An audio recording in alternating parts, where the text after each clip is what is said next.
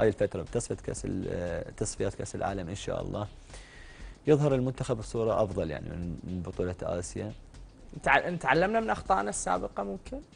أتوقع يعني المدرب صار عنده تصور عن اللاعبين، تصور كامل عاجبك قيادة كاساس للمنتخب لغاية الآن؟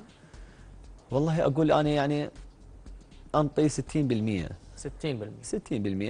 بغض النظر عن النتائج اللي صارت، لكن أنت من المدرب أنه يغلب هاي المباراتين، يعني ياخذ 9 نقاط من مجموعته ويصدر مجموعته ويواجه فريق الأردن. لكن أنا قلت لك لولا الأخطاء لكان راح المنتخب يعني راح بعيد، الوصول للنهائي كان أنت من سهل. تعطي 60% 60% معناها عندك ملاحظات بنسبة 40%. اكو وين هاي الملاحظات؟ اكو الملاحظات؟ اخطاء باختيار اللاعبين، كم لاعب يعني.